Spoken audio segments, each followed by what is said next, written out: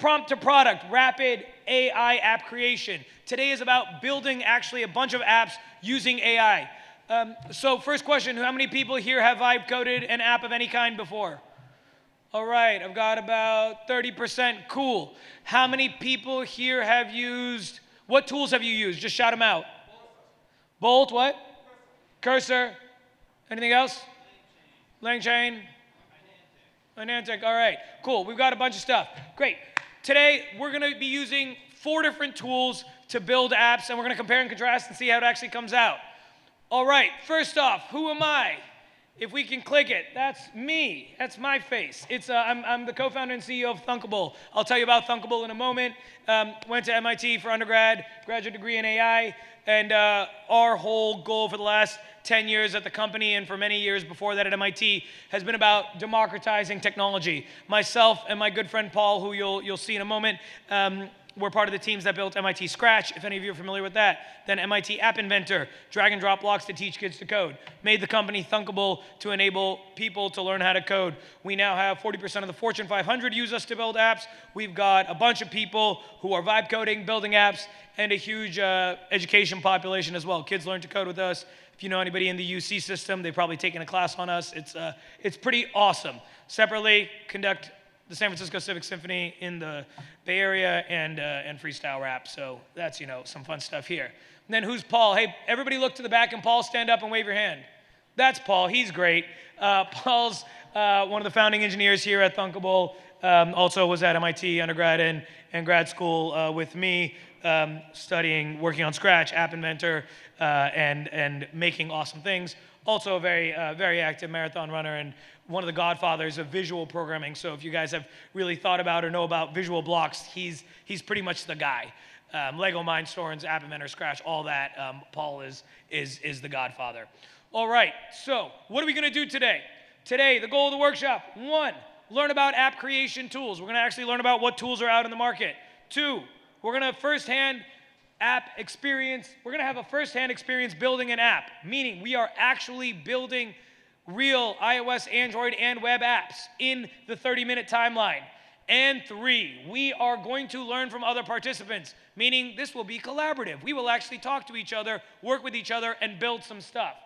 All right, first things first, let's begin this by, Paul, can you actually build something for us real quick? Just to kick it off and show what I mean.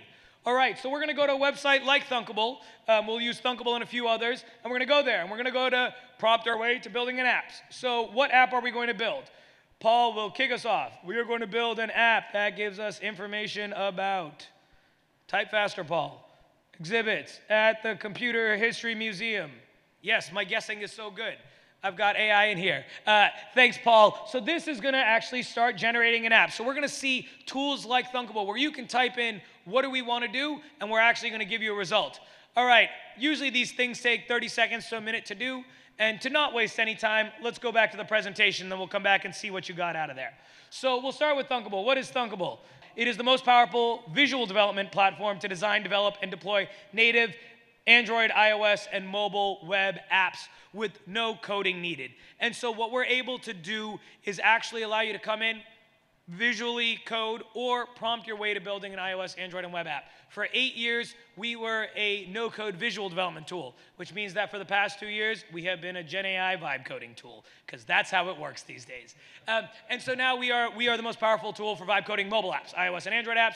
There are a bunch that obviously do other things, web apps, etc. Paul, if you could hit it real quick. See, the power of visual development and why visual development has been the way until Gen AI came about that people were building is because it took things like what you see on the left side there, where you're writing a bunch of code, and turned it into what you see on the right, which is drag and drop blocks that you can snap together. If they fit together, it works. It will compile. If it doesn't work, if it doesn't compile, it won't work, right? It makes a lot of sense. As you see these things naturally fit together, it all works. And why did we approach it this way? Because at MIT, we figured out that people understand Legos intuitively, right? You give a kid Legos, they're able to snap it together. And so the same idea we applied to programming, and that ended up leading to us building a bunch of tools that you have probably seen before that I was mentioning earlier. And so that's been the way, in general, non-developers, novice developers, or developers who don't feel like writing code have been coding for the last I'd say 10, 15, 20 years. Then, of course, 2 years ago, 3 years ago, everything changed. Now people are prompting their way to building apps. All right, and so for today's workshop, oh yeah, there we go, back at it, Thunkable. We've got 12 million apps created by 5 million users in 184 countries, so there are a lot of people who have built apps on us. Over 3% of all apps on the Google App Store, the Google Play Store, and the Apple's App Store have been built on Thunkable. And it's pretty awesome. So now that we've actually heard some about what's going on, we've heard about what people have done, we're gonna get into the workshop. So what are we gonna do for today's workshop? We're gonna use 4 different tools. Raise your hand if you've heard of any of these tools. Okay, nearly everybody. Raise your hand if you have built with any one of these tools specifically. All right, great. So we're actually gonna build with 4 tools today: Lovable, Bolt, Replit, and Thunkable. Now, I've already told you about Thunkable. The other 3 are in a similar world. Lovable and Bolt, more for web apps. Replit, the CEO of Replit's actually talking right now in the other room, and they're really focusing on being an IDE to write code. All 4 of these are tools that allow you to prompt your way to building apps, but they all do it in different ways. All right. Before we tell them what we're actually going to do, Paul, why don't you pull up the thing that you prompted a while ago? I'm assuming it finished, since that should have taken a couple minutes. Great. All right. So this is what was built. Paul typed in an app that tells us about exhibits at the Computer History Museum. And as you can see, this is actually live running on the website, so this isn't like some weird test server that was hacked together. Paul, what actually came together? All right. We have exhibits. It shows you different computers that are actually there. You can click. You've got different tabs. You can load the different tabs, view about information. For 1 prompt and about 1 minute, that's pretty sweet. Now you can actually click into it. You can remix it. You can add functionality. There's a little box at the bottom that you can prompt. That is awesome, incredibly powerful, very cool. And so that's what we've done on Thunkable in about 1 minute or less. I don't know how long that actually took, but it was trivial. And we actually got this app built. And now we can publish it, deploy it, all of that. And the other tools are also very powerful in similar ways. So, this is awesome.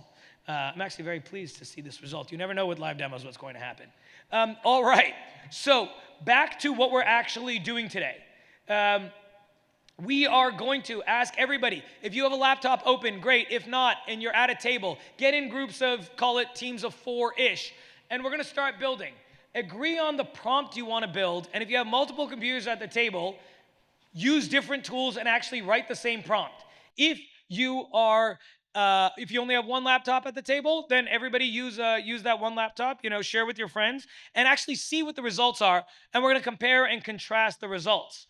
At the end of this, I want you to discuss the results with your team, and then we're gonna report back out here to what we saw. So we're gonna have about 10 to 15 minutes to prompt with each one of these tools. So I'm going to ask you to split into your teams, get at your tables. If your table is very light, go join another table, and let's start building with these tools. If you have any questions, comments, concerns, raise your hand. Let me know. I'll be around. Paul will be around. Chris as well from my team. Chris, if you can wave, thank you. Chris will be around, and we can make sure that you're getting set up. Is there anything that I missed about this workshop, Paul? Awesome. Thank you so much. Team, let's do this, and we're going to come back in about 10 to 15 minutes, and I expect everybody to have built 4 of the same app on these 4 different platforms, and we're going to talk about what we actually saw, what we actually got. And for those who haven't built before, this is going to be your first time actually prompt engineering your way to apps in the matter of minutes. Thank you so much. See you in a few. How has this been for you? Give me a thumbs up, thumbs down. How's the experience been? All right, I'm seeing some thumbs up, some so-sos, some thumbs down. Good. Ideally, everyone had thumbs up, but it's actually more fun to have this varied experience. Okay, so to round this out, I'm going to ask one person from every table to stand up and give me 30 seconds reflection. What worked, what didn't, what you like, what didn't, what was your favorite? Give me reactions, and let's start. Who's willing to volunteer? Otherwise, I like starting in the back. Perfect, please. And I'm going to need quiet because it's hard to hear. So what worked well was... Actually, even better, pause a second. I'm going to give you a microphone. Turn to your right. There we are. Okay. What worked well we actually got 4 pretty decent, or I guess our prompt was about suggesting off the beaten path travel locations to go to. And we got pretty similar responses with just different input processes. One of the things that we did notice from differences was the UI choices and the amount of visualization that was used. So like Lovable had a lot more pictures and was more beautiful. They all seemed pretty easy to use. We also did I think it was Lovable that had the steps of here's the plan that we're going to go make for or creating the app. Do you want to change the plan? Oh, and Replit had those planned too, I guess. So we liked seeing the plan of what was going to be created. And generally we're happy with all 4. Thank you so much. All right, let's go to the next table, right in front, if you don't mind. Yeah, no, yep, that'd be great, please. Oh, yeah, so we tried 3 different apps all on Thunkable. Nice. The first one was, we think, too general because it was trying to teach us Luddites that don't know how to code, how to actually build an app with AI. So that didn't work so well. And then we tried 2 very specific apps, one to do micro-donations for university, and the other one was micro-donations for real estate development being developed by women in San Francisco who are community purpose, the ones specifically got the web of the app. So that would be the big lesson learned. Fantastic. Thank you so much. And I think that's a great comment. Yeah, the more specific you can be with prompting, the better it is. With that, let's go to the table over here.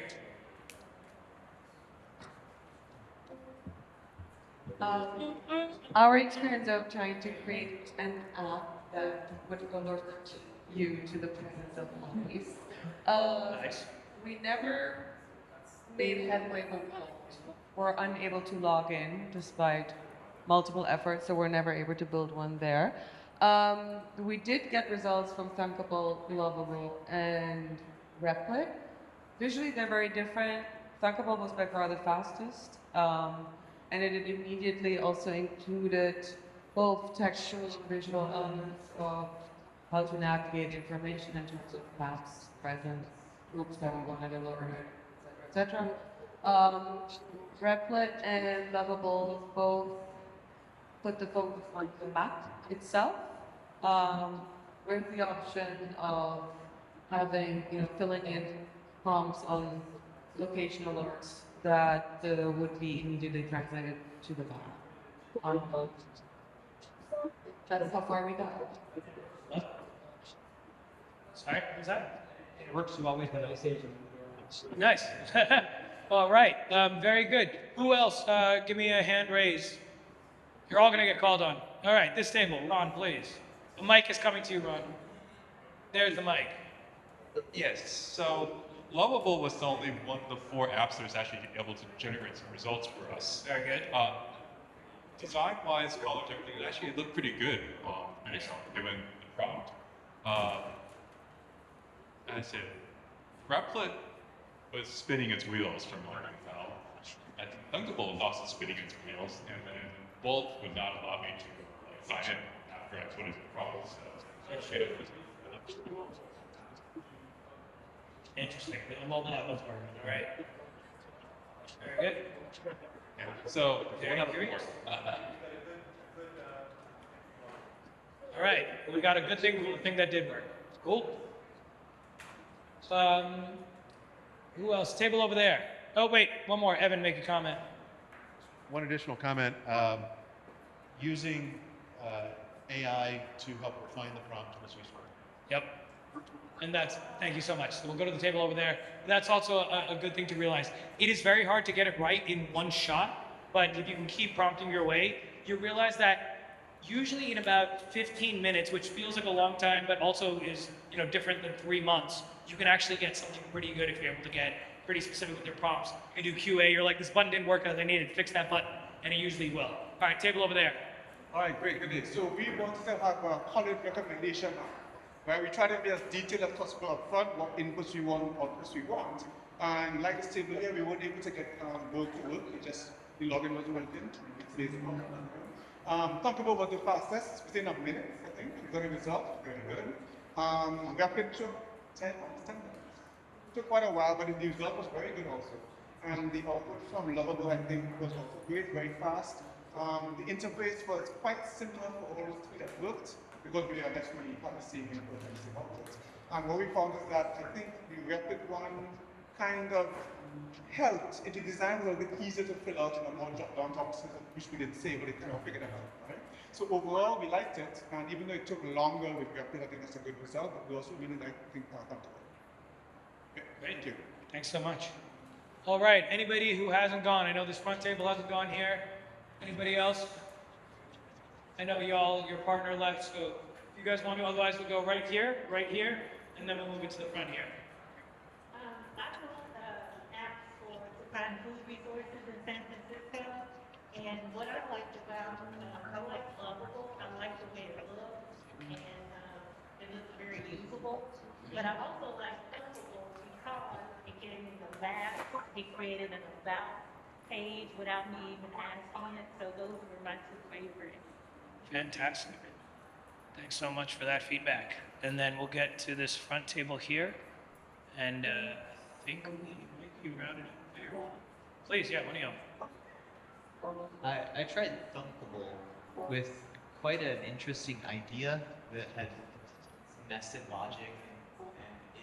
And the first pass didn't work, but I was impressed by the speed at which it occurred. Now I'm trying the same thing on Lovable, and it's much slower. I tried Replit, right? Yeah, Replit was also very slow, took 10 plus minutes. And visually, I don't think it was as good as Lovable. Yeah, we're using the same prompts, right, and tested this before. Bob's still not like help me to log in, and yeah, Bob's doesn't work. And Rapid is very slow, and also interface is very different. The Thunkable definitely is a very mobile design, at least on my iPad. And in my opinion, it's very good design. And then compare between Lovable and Thunkable, which are the fastest to app, maybe the tool, right, to develop the app. The Lovable actually is not very visual. It's not a lot of pictures. So yeah, honestly speaking, the Thunkable is very fast and also can help us to test the design very quickly. All right, one more right here, I think the last table.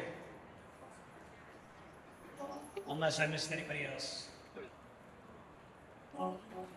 So yeah, my partner took off, but I did Lovable run on my cell phone. Oh, nice. Which happens to be Android.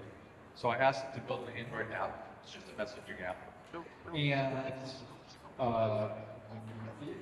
it ran pretty quickly, only took a couple minutes, and then I got to a point where it says next steps.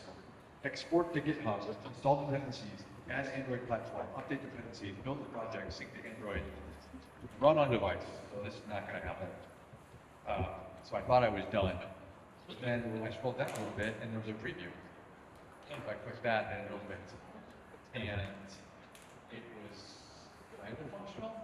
So I couldn't obviously message anybody, but it had some fake people in there and some fake messages, and I could send messages, and it did look pretty good.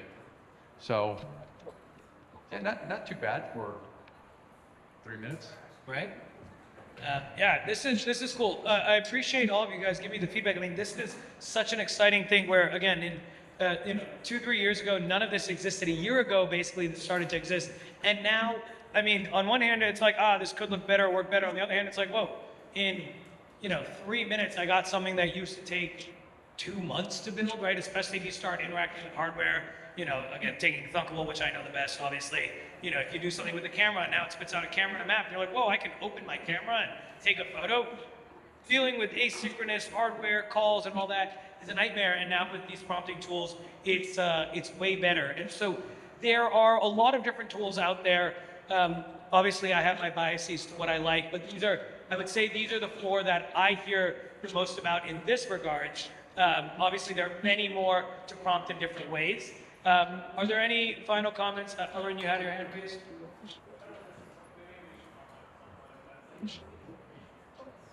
There's a lot of great questions. So the question was, what are the implications of this? There's a lot of really good questions that people are trying to figure out the answer to. For enterprises, what happens if your code is all vibe coded and you don't actually know every line of code that's gone in? For security folks, what are the security implications? For junior engineers, if you're learning code from AI and not reading code that are written by other engineers, is that a problem? If no one actually knows what's going on under the hood, is that bad? Because for malicious reasons or just generally understanding what's happening, there are a lot of great questions you are asking. Moving forward, okay, a year later, iOS and Android update their operating systems. Now you need to upgrade them. Thunkable deals with all of that under the hood. But now it's even more different than you realized before. There are a lot of really good questions, and I've thought a lot about this and spoken a bunch about this. I think we are way past time, so I think it's a dialogue worth having.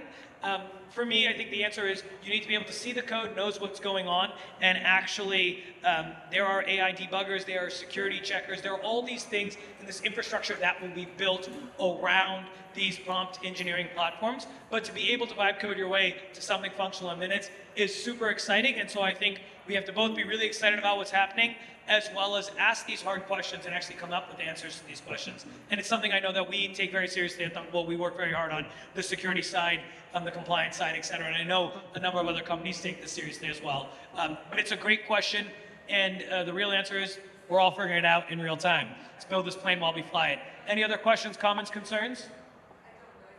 If not, thank you guys so much for being here today. It's a real treat. I'm glad you actually got to get hands-on with this, and now every one of you can say you have prompt engineered at least an app or two. If you have any further questions about Thunkable specifically, you can email us directly. Just hello@Thunkable will go to me and Paul, actually. So please feel free to email us directly. If you have any further questions, let me know. Otherwise, thank you so much for being here. We have one more session with the CEO of Grammarly in the main hall, and then a little coffee break. I'll be here to hang out. Thanks so much. Take care.